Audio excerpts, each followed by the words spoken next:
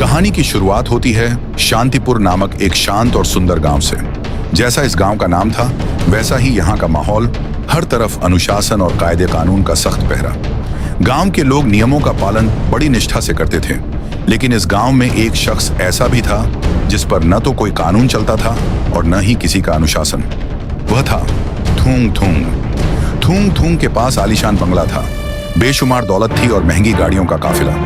लेकिन इन सब के साथ उसके पास थी एक बेहद जिद्दी और खतरनाक फितरत। उसे जो चीज पसंद आ जाती, उसे हासिल करना उसके लिए जुनून बन जाता था। उसके गैराज में गैरकानूनी तरीके से जमा की गई ऐसी गाड़ियां थीं जो उसने लोगों से छीन ली थीं। एक दिन हद ही हो गई। थूंग थूंग अपनी बाइक पर शान से घूम रहा था, तभी उसकी नजर सड़क से गुजरती मंत्री जी की चमचमाती लग्जरी कार पर पड़ी। उसने बिना कुछ सोचे समझे अपनी बाइक सीधे मंत्री जी की कार के सामने अड़ा दी। मंत्री जी घबराकर बाहर निकले। थूंग थूंग ने बड़े रौब से कहा, ओहो मंत्री जी, बड़ी लंबी सैर पर निकले हो।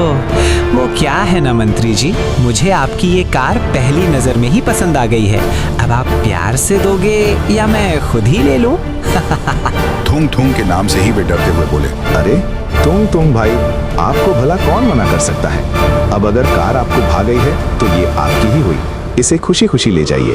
थूंग थूंग ने मंत्री जी को धमकाकर कार छीनी और धूल उड़ाते हुए वहां से निकल गया।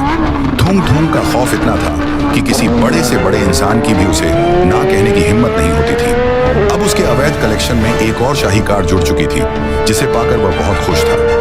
अगर कभी कोई अनजाने में थूंग थूंग को अपनी चीज देने से मना कर देता और कहता, अबे क्या है रे तेरा, मैं तुझसे नहीं डरता, जा नहीं देता अपनी बाइक, क्या कर लेगा। तो थूंग थूंग ऐसे लोगों को वह बिना रहम दिखाए दर्दनाक मौत देकर हमेशा के लिए नींद में सुला देता था। इसी दबदबे की वजह से पूरे इलाके में थूंग थूंग का ही बोलबाला था।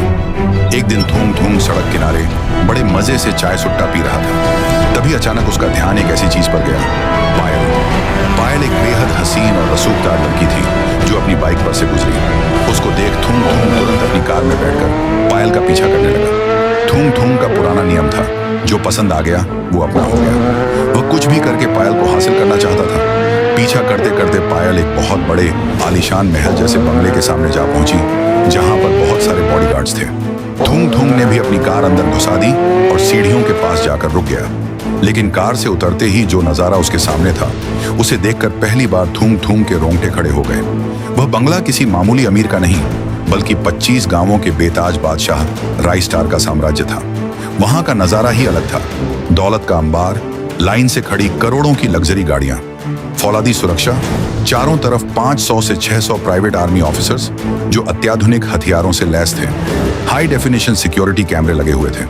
थूंग थूंग को अब समझ आया कि पायल कोई आम लड़की नहीं, बल्कि खौफनाक डॉन राय स्टार की सगी बहन है। राय स्टार के बारे में मशहूर था कि वह इतना ताकतवर है कि अकेले ही 3-4 गुंडों को हवा में उछाल देता है। वह मौत से नहीं डरता था और अपनी बहन की हिफाजत के लिए पूरी दुनिया को राख करने का दम रखता था। उसे एहसास हो चुका था कि यह बच्चों का खेल नहीं है। इतनी हाईटेक सिक्योरिटी और राय स्टार के बीच से पायल को किडनैप करना सबसे बड़ी और खतरनाक चुनौती बन चुकी थी। अगले दिन थूंग थूंग वह एक जादुई चील के पैरों से लटककर आसमान की ऊंचाइयों से उड़ता हुआ महल की हाईटेक सिक्योरिटी और कैमरों को चकमा देकर सीधे छत पर जा पहुंचा। खिड़की के रास्ते वह पायल के कमरे में दाखिल हुआ। पायल बिस्तर पर गहरी नींद में सो रही थी। थूंग थूंग ने बिना आहट किए उसे उठाया और चील की पीठ पर सुलाकर वहां से गायब हो गया। थूंग थूंग अपने मंसूबे में कामयाब हो चुका था। उसने पायल को ले जाकर एक लोहे के बेहद मजबूत और खतरनाक पिंजरे में बंद कर दिया। सलाखों के पीछे कैद पायल डर के मारे रो रही थी। थूंग थूंग ने एक मुस्कान के साथ कहा, पहले तो सिर्फ तेरा चेहरा पसंद आया था, लेकिन जब पता चला कि तू उस राय स्टार की बहन है तो मेरा इरादा बदल गया। उस राय स्टार ने पहले मेरी रातों की नींद हराम की थी, अब उससे पुराना हिसाब चुकता करने का वक्त आ गया है। थूंग थूंग ने तुरंत राय स्टार को फोन लगाया और बोला, अबे राय स्टार, तेरी लाडली बहन अब मेरे कब्जे में है। अगर उसे दोबारा जिंदा देखना चाहता है तो ट्रक भरकर नोट ले आ और अपनी बहन को ले जा। याद रखना, चालाकी की तो लाश भी नहीं मिलेगी। राय स्टार ने घबराते हुए कहा, नहीं, पायल को कुछ मत करना, मैं पैसे लेकर आ रहा हूँ। अगले दिन राय स्टार अकेले ही ट्रक भरकर पैसा लेकर थूंग थूंग के अड्डे पर जा पहुंचा। उसने ट्रक की ओर इशारा करते हुए कहा। थुंग थुंग, तूने जितने पैसे मांगे थे मैं ले आया हूँ, अब मेरी बहन को आजाद कर दे।